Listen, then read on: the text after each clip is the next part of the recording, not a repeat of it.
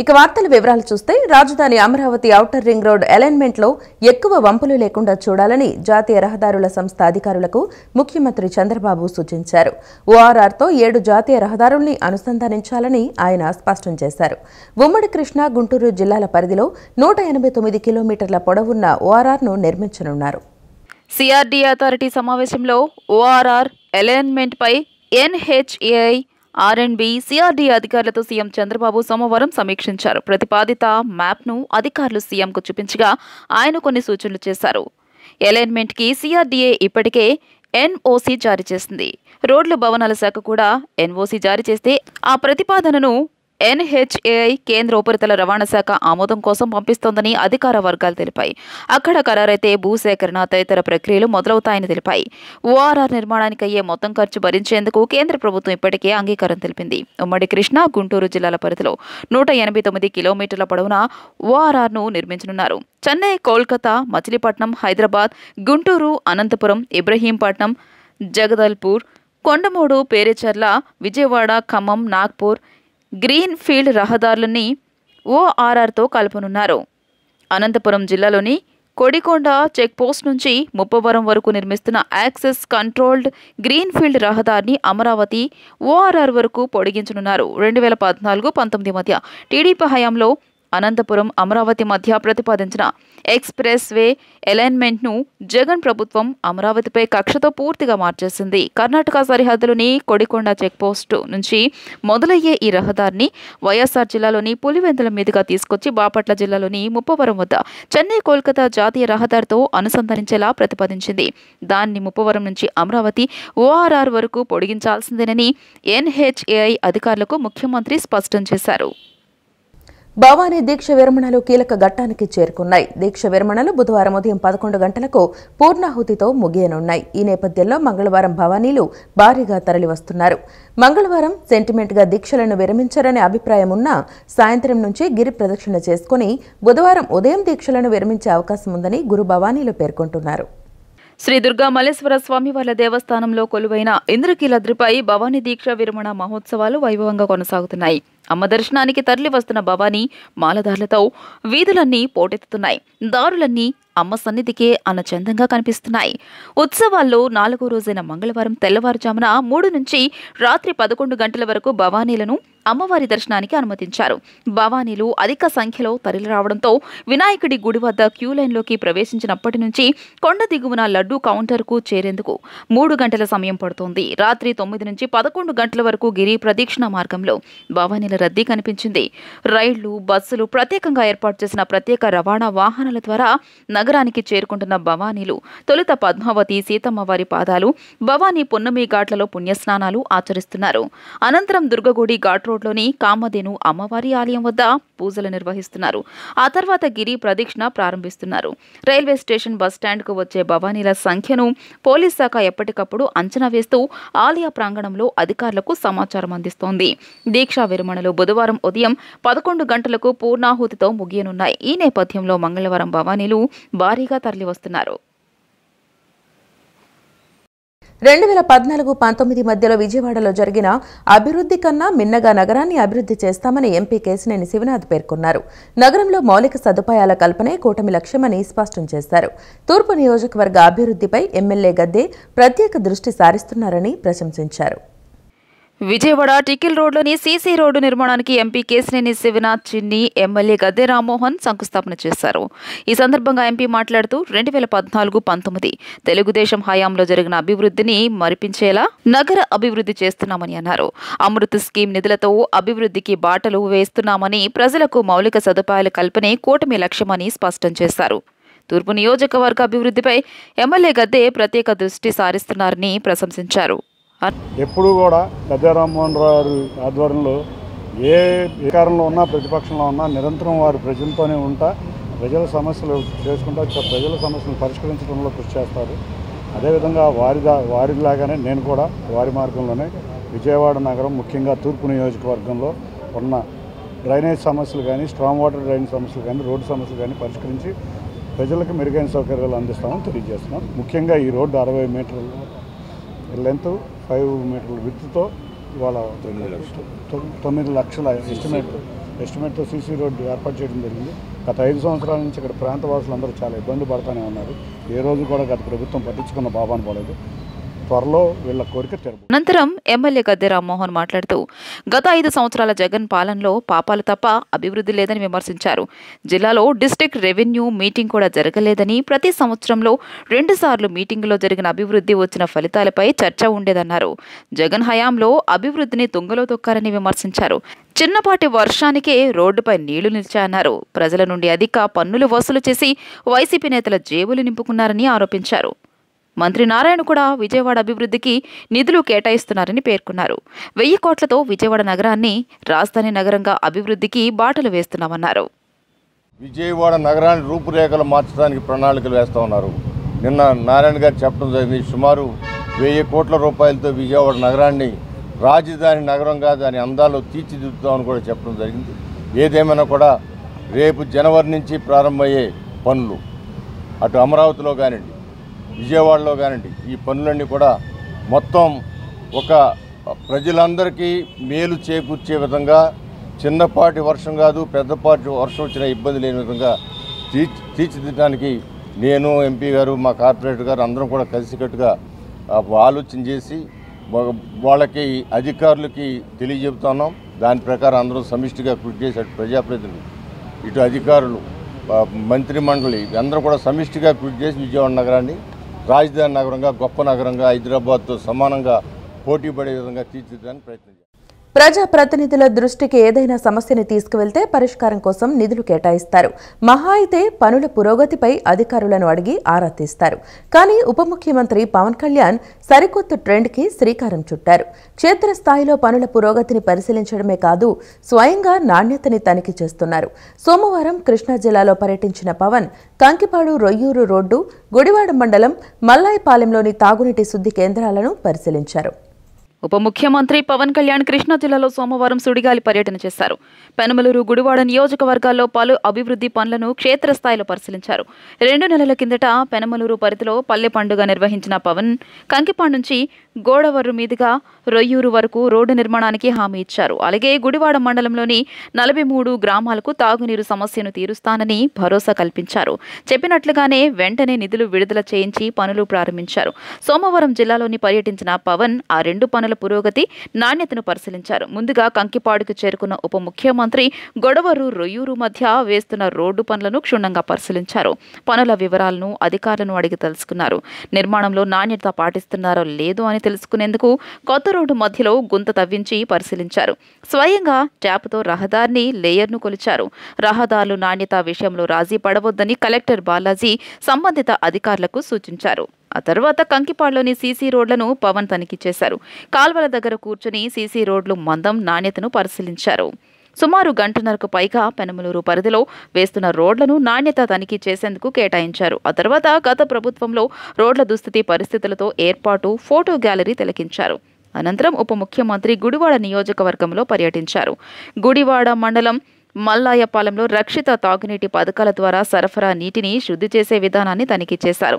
నీటి నాణ్యత పరీక్షలు చేయించి పరిశీలించారు. శుద్ధికి ముందు, ఆ తర్వాత నాణ్యత ఎలా ఉంది అనేది అధికారులను అడిగి తెలుసుకున్నారు. గుడివాడ నియోజకవర్గ పరిధిలో 43 గ్రామాల్లో తాగునీటి పథకాలు చేపడుతున్న మరమ్మతులపై ఆరా తీశారు. ఇప్పటి వరకు 14 గ్రామాలకు సురక్షిత నీరు అందించామని, మిగిలిన పనుల వేగవంతం చేశామని కలెక్టర్ బాలాజీ వివరించారు. నీటి శుద్ధి, కీలకమైన ఫిల్టర్ బెడ్ నాణ్యమైనవి వినియోగించాలని పవన్ ఆదేశించారు. నిత్యం తనను కలిసేందుకు వచ్చే ప్రజాప్రతినిధులు, అధికారులు, నాయకులు, కార్యకర్తలు, వివిధ సంఘాల ప్రతినిధులు బహుకరించే శాలువాలను చింతమనేని ట్రస్ట్ ద్వారా దుస్తులు కుట్టించి పేద విద్యార్థినులకు అందించేందుకు చర్యలు తీసుకుంటున్నట్లు ఎమ్మెల్యే చింతమనేని ప్రభాకర్ తెలిపారు. వసతి గృహాల్లో ఉండే పేద విద్యార్థినుల సమాచారం ముందుగా సేకరించి వారికి అనువుగా ఉండేలా కుట్టించి వారి జన్మదినం రోజు అందిస్తామన్నారు. ఏలూరు జిల్లా పెదవేగి మండలం దుగ్గిరాలలోని క్యాంపు కార్యాలయంలో ఎమ్మెల్యే చింతమనేని ప్రభాకర్ సోమవారం విలేకరుల సమావేశం నిర్వహించి మాట్లాడారు. నిత్యం తనను కలిసేందుకు వచ్చే ప్రజాప్రతినిధులు, అధికారులు, నాయకులు, కార్యకర్తలు, వివిధ సంఘాల ప్రతినిధులు బహుకరించే శాలువాలను చింతమనేని ట్రస్ట్ ద్వారా దుస్తులు కుట్టించి పేద విద్యార్థినులకు అందించేందుకు చర్యలు తీసుకున్నట్లు తెలియజేశారు. వసతి గృహాల్లో ఉండే పేద విద్యార్థినుల సమాచారం ముందుగా సేకరించి వారికి అనువుగా ఉండేలా కుట్టించి వారి జన్మదినం రోజు అందిస్తామన్నారు. 200 మంది విద్యార్థినులకు దుస్తులు సిద్ధం చేసినట్లు తెలియజేశారు. చింతమనేని ట్రస్ట్ ద్వారా ఎన్నో సంవత్సరాలుగా సేవలందిస్తున్నామని చింతమనేని సతీమణి రాధారాణి తెలియజేశారు. ట్రస్ట్ ద్వారా మరిన్ని సేవలు అందించేందుకు చర్యలు తీసుకుంటున్నట్లు వివరించారు. పలువురు కూటమి నాయకులు, కార్యకర్తలు పాల్గొన్నారు. ఒక్కొక్క డ్రెస్సుని వాళ్ళకి మనం కొని ఇచ్చినట్టుగానే వాళ్ళు కూడా భావిస్తారు కాబట్టి మరి దాన్ని ఈ రకంగా మరి ఉపయోగించుకోవడానికి వాడుకలోకి తీసుకొచ్చినందుకు ప్రత్యేకంగా దానికోసం కృషి చేసినటువంటి నవ్యకు కూడా నా యొక్క అభినందనలు తెలియజేస్తున్నా. Thank you. అదేవిధంగా మరి ఈ క్రిస్మస్ నాటికి ఇవన్నీ కూడా పంపిణీ చేయాలనేది ఒక టార్గెట్గా పెట్టుకుని ప్లాన్ చేసాం. వచ్చిన షాల్స్ అన్ని అనవసరంగా మనం ఏం చేసినా అలా పక్కన పెట్టేసి అవన్నీ అలా స్టాక్ ఉండటం వల్ల మనకు దానివల్ల ఉపయోగం ఏమీ లేదని చెప్పి ఇలా పిల్లలకి మా వాళ్ళు వెళ్ళి అన్ని హోమ్స్లో చూసి వాళ్ళు ఎంతమంది ఉన్నారు ఏంటి ఆ మెజర్మెంట్స్ కూడా తీసుకుని ఇట్లా కుట్టించడం, సెట్ చేయడం జరిగింది. అలాగే ఇప్పుడు ఈ పేర్లు ఎలా అయితే ఉన్నాయో అలాగే వాళ్ళ బర్త్డేస్కి కూడా ఇట్లా ప్రతి సంవత్సరం వాళ్ళ బర్త్డే టైంకి ఇలా కుట్టించి తీసుకుని ఇట్లా పేర్లతో సహా మీరు చూసుంటే పేర్లు లోపలే లెగిన్స్ ఇట్లా 200 మంది పిల్లలకి పేరెంట్స్ లేని వాళ్ళు ఉన్నారు అందులో చాలా వరకు హోమ్స్. దీనికి చింతమనేని చారిటబుల్ ట్రస్ట్ ద్వారా వాళ్ళకి అండగా ఉంటుందని చెప్పి విజయవాడ తుమ్మలపల్లి కళాక్షేత్రంలో doctor Brahmadesam social service society, X ray సాహిత్య సాంస్కృతిక సేవా సంస్థల సంయుక్త ఆధ్వర్యంలో దాదాసాహెబ్ ఫాల్కే అవార్డు గ్రహీత పద్మవిభూషణ్ అక్కినేని నాగేశ్వరరావు విగ్రహం ఏర్పాటు చేయడం ముదావహమని ఎమ్మెల్యే బోండా ఉమామహేశ్వరరావు అన్నారు. తెలుగు సినీ ఇండస్ట్రీలో ఎన్టీఆర్, ఏఎన్ఆర్ 2 కళ్లు అని పేర్కొన్నారు. ఉమ్మడి రాష్ట్రంలో తెలుగు సినీ ఇండస్ట్రీకి పునాది వేసిన వ్యక్తి ఏఎన్ఆర్ అని, ఆయన మన కృష్ణా జిల్లా వాసి కావడం గర్వకారణమని అన్నారు. Doctor Brahmadesam social service society, X ray సాహిత్య సాంస్కృతిక సేవా సంస్థల సంయుక్త ఆధ్వర్యంలో తుమ్మలపల్లి కళాక్షేత్రంలో దాదాసాహెబ్ ఫాల్కే అవార్డు గ్రహీత పద్మవిభూషణ్ అక్కినేని నాగేశ్వరరావు విగ్రహం ఏర్పాటు చేశారు. ఆ విగ్రహాన్ని ఎమ్మెల్యే బోండా ఉమామహేశ్వరరావు, కార్పొరేటర్ ఉమ్మడి చంటితో కలిసి ఆవిష్కరించారు. ఈ సందర్భంగా ఏఎన్ఆర్ విగ్రహానికి పూలమాలలు వేసి నివాళులు అర్పించారు. అనంతరం ఆయన మాట్లాడుతూ అక్కినేని నాగేశ్వరరావు శత జయంతి సందర్భంగా విజయవాడలో విగ్రహం ఏర్పాటు చేయడం హర్షదాయకమని అన్నారు. తెలుగు సినిమా చరిత్రలో సువర్ణాక్షరాలతో లిఖించబడిన వ్యక్తి అక్కినేని నాగేశ్వరరావు అని కొనియాడారు. తెలుగు సినీ ఇండస్ట్రీలో ఎన్టీఆర్, ఏఎన్ఆర్ 2 కళ్లు అని పేర్కొన్నారు. ఉమ్మడి రాష్ట్రంలో తెలుగు సినీ ఇండస్ట్రీకి పునాది వేసిన వ్యక్తి ఏఎన్ఆర్ అని, ఆయన మన కృష్ణా జిల్లా వాసి కావడం గర్వకారణమని అన్నారు. అంతటి గొప్ప వ్యక్తి విగ్రహం తుమ్మలపల్లిలో ఏర్పాటు చేయడంలో కార్పొరేటర్ ఉమ్మడి చంటి, బ్రహ్మదేశం వసంత కుమార్ కృషి అభినందనీయమని అన్నారు. అనంతరం కార్పొరేటర్ ఉమ్మడి చంటి మాట్లాడుతూ ప్రముఖ చిత్ర నిర్మాత ఘంటసాల బలరామయ్య ఏఎన్ఆర్ను విజయవాడ రైల్వే స్టేషన్లో చూసి ఆయనకు నటుడుగా అవకాశం ఇచ్చారని గుర్తు చేశారు. ధర్మపత్ని సినిమాతో నటుడిగా కెరీర్ని ఆరంభించి మనం సినిమాతో దాదాపు 75 ఏళ్ల సుదీర్ఘమైన తన నటనా జీవితంలో 225కి పైగా సినిమాల్లో నటించారని పేర్కొన్నారు. ఏఎన్ఆర్ డాన్సులు చూసేందుకు ప్రేక్షకులు బండ్లు కట్టుకుని మరీ హాల్స్కు వెళ్లేవారని చెప్పారు.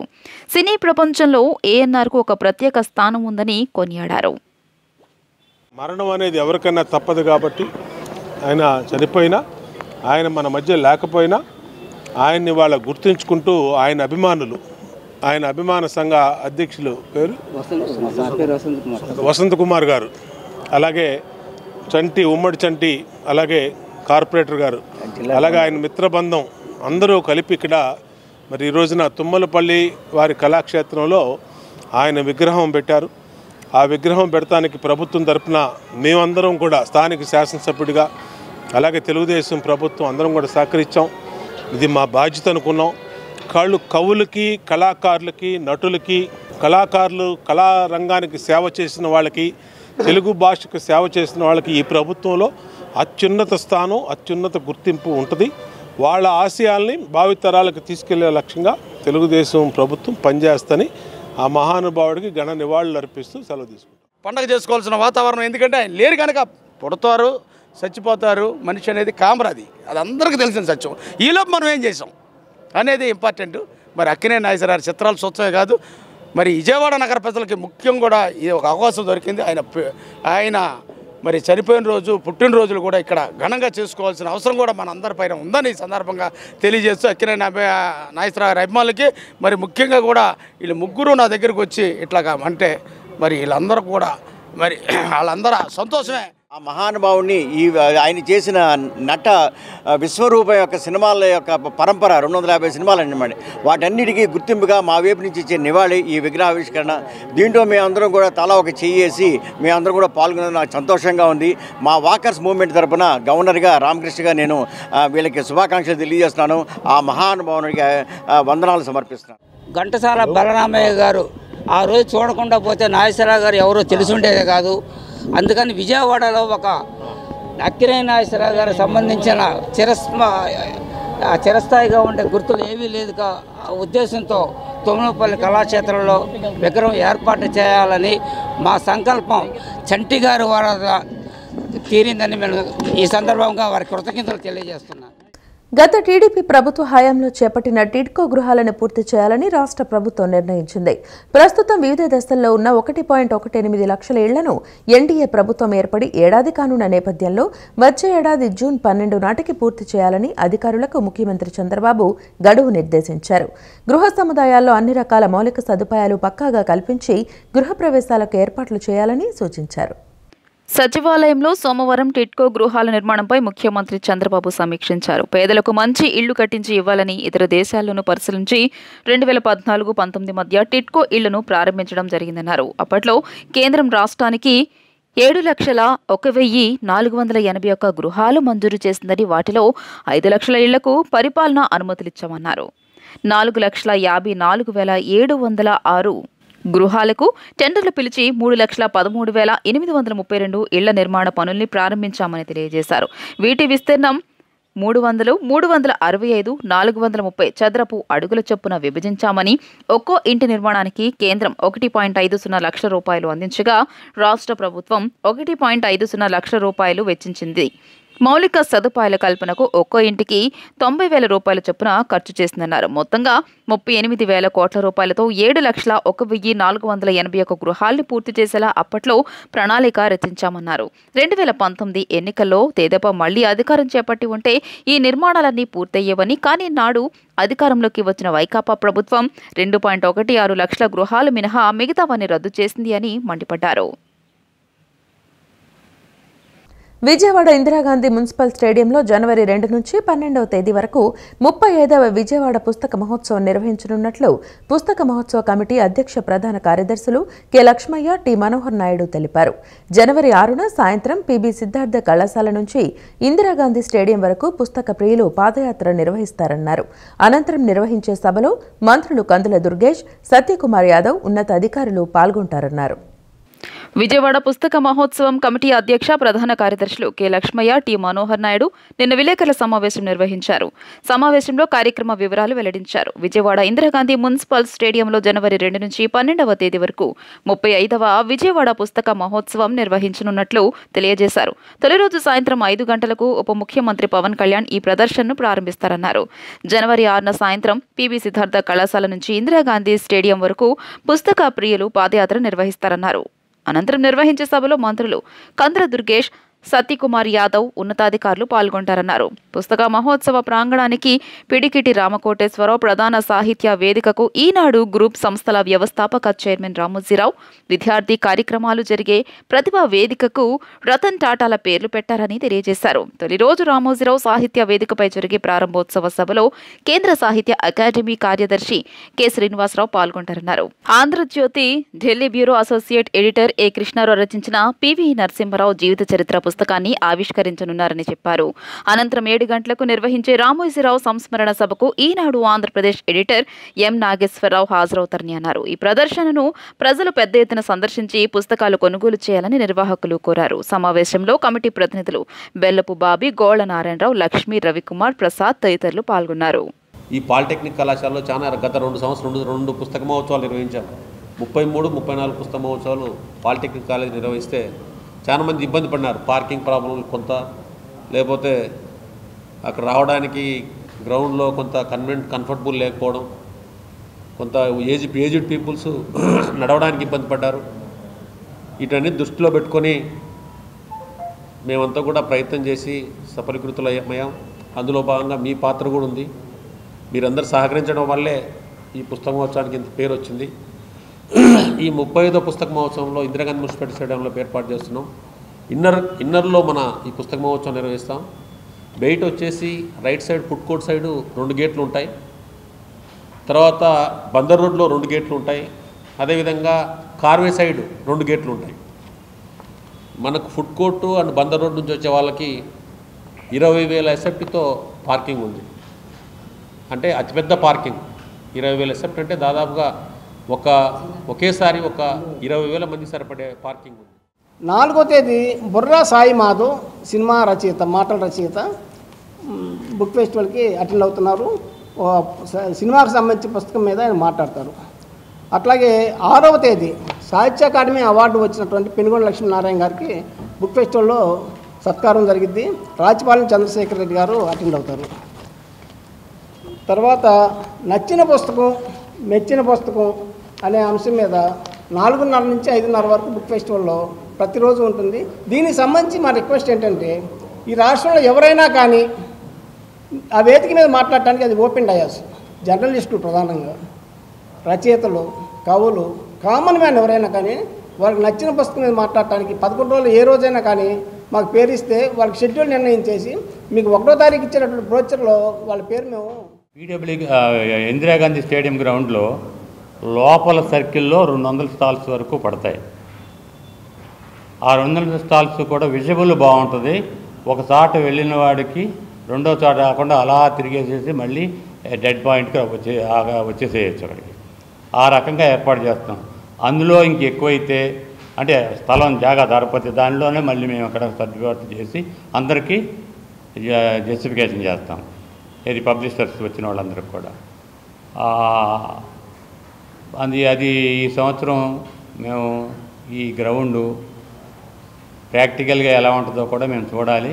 దాంట్లో ఉన్న ఇబ్బందులు ఏమైనా ఉంటే అన్నీ సర్దుకొని మేము బాగా చేద్దామని చెప్పేసి ఉత్సాహపడుతున్నాం. అది మీ అందరికీ తెలియజేస్తున్నాం. మీరేంటంటే ప్రజానీకాన్ని తెలియజేయవలసిందిగా కోరుతున్నాను. ఆ అనుభూతిని మనం రెండింటిని కంపేర్ చేయాలి. అటువంటి అద్భుతమైన అనుభూతి కోసం ఈ రోజున ఉభయ రాష్ట్రాల్లోనే కాకుండా ఇతర ఎన్నో రాష్ట్రాల్లోని తెలుగంటే అభిమానం ఉన్న తెలుగు వాళ్ళు, అలాగే కొన్ని ఆంగ్ల పుస్తకాలు కావాలనుకునే పుస్తక ప్రియులు వాళ్ళందరూ ఎదురు చూస్తున్నారు. ఇది చాలా మంచి అవకాశం. ఈ అవకాశాన్ని మనకి కలిగించిన పవన్ కళ్యాణ్ గారు ఏ రకంగా అయితే చొరవ తీసుకుని ఇది ఇప్పించారో అంతే స్పష్టంగా అంతే ఇంట్రెస్ట్తో మన విజయవాడ మున్సిపల్ కమిషనర్ ధ్యానచంద్ర గారు కూడా సహకరిస్తున్నారు. వారికి కూడా ఈ సందర్భంగా మనం కృతజ్ఞతలు తెలియజేయాలి. ఆర్టీసీ బస్సుల్లో మహిళలకు ఉచిత ప్రయాణం పథకం అమలు చేస్తే రోజుకు సగటున 10 లక్షల మంది వరకు ప్రయాణికుల సంఖ్య పెరుగుతుందని అధికారులు అంచనా వేశారు. ఇప్పుడున్న వాటికి అదనంగా 2000 బస్సులతో పాటు 11,500 మంది సిబ్బందిని నియమించాలని భావిస్తున్నారు. ఎంత రాబడి తగ్గుతుంది, ఏ బస్సులకు డిమాండ్ ఏర్పడుతుందనే వివరాలతో ఆర్టీసీ అధికారులు ప్రాథమిక నివేదిక ప్రభుత్వానికి అందజేశారు. రాష్ట్రంలో మహిళలకు ఉచిత బస్సు ప్రయాణంపై ఆర్టీసీ అధికారులు ప్రాథమిక నివేదికను ప్రభుత్వానికి అందజేశారు. ఈ పథకంపై అధ్యయనం చేసేందుకు రవాణా శాఖ మంత్రి మండిపల్లి రాంప్రసాద్ రెడ్డి నేతృత్వంలో తాజాగా ఏర్పాటు చేసిన మంత్రివర్గ ఉపసంఘం ఇతర రాష్ట్రాల్లో ఉచిత బస్ ప్రయాణం అమలు తీరును చూడడంతో పాటు అధికారులిచ్చిన నివేదికపైన పరిశీలన చేయనుంది. ప్రస్తుతం ఆర్టీసీలో నిత్యం సగటున 44 లక్షల మంది ప్రయాణిస్తున్నారు. పాస్ హోల్డర్లకు కాకుండా రోజుకు 27 లక్షల మంది టికెట్లు కొనుగోలు చేస్తారు. వీరిలో super luxury, ultra deluxe, AC సర్వీసుల్లో ప్రయాణించేవారు దాదాపు 3 లక్షల మంది ఉన్నారు. మిగిలిన 24 లక్షల మంది Palle Velugu, ultra Palle Velugu, express service, Vijayawada, విశాఖపట్నంలోని సిటీ ఆర్డినరీ, మెట్రో సర్వీస్ ప్రయాణికులు. ఈ సర్వీసుల్లోనే రోజుకు ప్రయాణికుల సంఖ్య 10 లక్షల వరకు పెరుగుతుందని అంచనా వేస్తున్నారు. ప్రస్తుతం నిత్యం ప్రయాణించే వాళ్ళు 40% మహిళలు, 60% పురుషులు ఉంటున్నారు. మహిళలకు ఉచిత ప్రయాణ సదుపాయం కల్పిస్తే మహిళా ప్రయాణికుల సంఖ్య 60%కి చేరుతుందని భావిస్తున్నారు. ప్రస్తుతం బస్సులో ఆక్యుపెన్సీ రేషియో 68 నుంచి 69% ఉండగా అది 95%కి చేరుతుందని అంచనా వేశారు. తెలంగాణలో మహిళలకు ఉచిత ప్రయాణం అమలు చేస్తే అక్కడి ఓఆర్ 95%కి చేరింది. ప్రయాణికుల సంఖ్య పెరిగే సర్వీసుల్లో బస్సుల సంఖ్య పెంచాల్సి ఉంటుంది. మొత్తం 5 రకాల సర్వీసులు కలిపి అదనంగా 2000 బస్సులు కావాలని అధికారులు తేల్చారు. ఆర్టీసీలో ఇప్పటికే డ్రైవర్ల కొరత ఉంది. ఇబ్బందులు లేకుండా కొత్త పథకం అమలు జరగాలంటే 5,000 మంది డ్రైవర్లు, మరో 5,000 మంది మంది కంట్రాక్టర్లు, 1500 మంది మెకానిక్లు, ఇతర సిబ్బంది కలిపి మొత్తం 11,500 మంది ఉద్యోగులు అవసరమని అంచనా వేశారు. ప్రస్తుతం ఆర్టీసీ టికెట్ల ద్వారా రోజువారీ రాబడి 16 నుంచి 17 కోట్ల రూపాయలు ఉంటుంది. ఇందులో మహిళా ప్రయాణికుల ద్వారా 6 నుంచి 7 కోట్ల రూపాయలు వస్తుంది. వారికి ఉచిత ప్రయాణం అమలు చేస్తే ఆ రాబడి వదులుకోవాల్సిందే. అంటే నెలకు సగటున 200 కోట్ల రూపాయలు ఆర్టీసీ కోల్పోతుంది. అయితే ఆర్టీసీ ఉద్యోగులకు రాష్ట్ర ప్రభుత్వం నెలకు 300 కోట్ల రూపాయల వరకు జీతాలు చెల్లిస్తోంది. హ్యాపీనెస్ ప్రోగ్రాం ద్వారా మంచి సమాజాన్ని భావితరాలకు అందించగలమని art of living teacher Srinivasaraju అభిప్రాయం వ్యక్తం చేశారు. సుదర్శన క్రియలో భాగంగా శ్వాస ప్రక్రియపై శిక్షణ ఇవ్వడం జరుగుతుందని, దీని ద్వారా మనిషిలో మానసిక పరివర్తన వస్తుందన్నారు. ఆర్ట్ ఆఫ్ లివింగ్ ఆధ్వర్యంలో హ్యాపీనెస్ కార్యక్రమంలో భాగంగా శిక్షణా తరగతులు విజయవాడలో ప్రారంభమయ్యాయి. శ్వాస ప్రక్రియపై ధ్యాసను ఉంచడం ద్వారా మానసిక ఒత్తిడిని అధిగమించడంతో పాటు పరివర్తన చెందేలా ఆసనాలను సంస్థ టీచర్ బోధించారు. అనంతరం శ్రీనివాసరాజు మాట్లాడుతూ హ్యాపీనెస్ క్లాసులు 6 రోజుల పాటు జరుగుతాయని వెల్లడించారు. సుదర్శన క్రియలో భాగంగా శ్వాస ప్రక్రియపై శిక్షణ తీసుకోవడం ద్వారా మనిషిలోని ఉద్రేకం, మానసిక ఒత్తిడిని అధిగమించొచ్చన్నారు. మంచి సమాజాన్ని భావితరాలకు అందించేందుకు ఈ క్లాసులు ఎంతగానో దోహదపడతాయన్నారు. ఆర్ట్ ఆఫ్ లివింగ్ హ్యాపీనెస్ క్లాసుల ద్వారా ఎంతో మంది మార్పు చెందారని గుర్తు చేశారు. హ్యాపీనెస్ శిక్షణ పొందాలని ఆసక్తి ఉన్నవారు సంప్రదించాలని సూచించారు. మనలో ఉన్న భావోద్రేకాలన్నీ మన అదుపులోకి వస్తాయి. మిగిలిన కోర్సుల్లో సంవత్సరంలో వచ్చే ఫలితాలు ఇక్కడ నెలల్లో వస్తాయి. ఇక్కడ రవిశంకర్ గారు ఆ సుదర్శన క్రియను కనుక్కున్నారు. వారిని పూజించమని చెప్పరు, మోక్షం ఇస్తానని చెప్పరు, మంత్రం ఇవ్వరు, ప్రార్థన కూడా చేయించరు ఈ క్లాసులో. సో 18 ఏళ్ళ పైబడిన ప్రతి ఒక్కరూ కనుక ఈ క్లాసు నేర్చుకుని ప్రతిరోజు ఒక 24 నిమిషాలు చాలు, 24 గంటల్లో సాధన చేయగలిగితే అనారోగ్యం అన్నది రాదు. ఈ జన్మలో మనం ఎవరి చేత చేయించుకోకుండా, హాస్పిటల్లో అడ్మిట్ అవ్వకుండా ఈ తనువు చాలించగలిగితే అంతకు మించిన అదృష్టవంతులు, కోటీశ్వరులు ఉండరు. అది ఈ కోర్సు ద్వారా సాధ్యమవుతుంది. క్రింద కూర్చోలేని వారిని కుర్చీలో కూర్చోబెడతాం. డబుల్ బైపాస్ అయిన వారు, స్టంట్ వేయించుకున్నవారు, పేస్ మేకర్ వేయించుకున్నవారు కూడా ఈ కోర్సు చేయొచ్చు. ఆడవాళ్ళు పీరియడ్స్లో ఉన్నా కూడా చేయొచ్చు. మంగళవారం మొదలుపెట్టి ఆదివారంతో పూర్తవుతుంది. మొత్తం 24 గంటల సమయం, 6 రోజుల వ్యవధి. సో ప్రతి ఒక్కరూ ఈ కోర్సు చేసి ఆరోగ్యంగా, ఆనందంగా ఉండాలనేది రవిశంకర్ గారి కోరిక. జనసేన ఆంధ్ర జోన్ కన్వీనర్ బాడిత శంకర్ ఆధ్వర్యంలో చిట్టినగర్ సర్కిల్ 1 కార్యాలయం వద్ద 1000 మంది భవానీ భక్తులకు పండ్లు, బిస్కెట్ ప్యాకెట్లను అందజేశారు. ఈ కార్యక్రమంలో ఎన్టీఆర్ జిల్లా జనసేన అధ్యక్షులు సామినేని ఉదయభాను, బీజేపీ అధ్యక్షులు అడ్డూరి శ్రీరామ్, ఎమ్మెల్యే కార్యాలయ కార్యదర్శి ప్రత్తిపాటి శ్రీధర్ పాల్గొన్నారు. తొలుత అమ్మవారిని దర్శించుకుని పూజలు చేశారు. ఈ సందర్భంగా ఉదయభాను మాట్లాడుతూ రాష్ట్రంలోని వివిధ ప్రాంతాల నుంచి వస్తున్న భవానీ భక్తులకు పండ్లు పంపిణీ చేయడం అభినందనీయమని అన్నారు. స్థానిక నాయకులందరూ కూడా ఇవాళ భవానీలకి భక్తి శ్రద్ధలతోటి ఇవాళ చేసే కార్యక్రమాలకి మరి వారందరూ కూడా మనం కూడా వారికి కొంత సహాయం చేయాలని చెప్పి మరి పళ్ళు పంచిపెట్టడం ఒక మంచి సేవా కార్యక్రమం. మరి శంకర్ ఈరోజు ప్రత్యేకంగా మమ్మల్ని అందరూ కూడా పిలిచి, కార్పొరేటర్స్ని, నాయకులు, బీజేపీ నాయకులు, జిల్లా అధ్యక్షుల వారిని, నన్ను కూడా పిలిచి, అలానే శాసనసభ్యుడిగా ప్రతినిధిగా ఉన్న మన శ్రీధర్ గారిని కూడా పిలిచి అందరినీ కూడా మరి వాళ్ళ పళ్ళు పంచిపడే కార్యక్రమాన్ని అమ్మవారి భక్తులకి రాష్ట్ర మొత్తం నుండి అనేక మంది, లక్షలాది మంది భక్తులకి కొన్ని సేవా కార్యక్రమం చేయడం చాలా మంచి కార్యక్రమంగా మేము భావిస్తూ వారిని అభినందిస్తాం. ఈ వార్తలు ఇంతటితో సమాప్తం. నమస్కారం.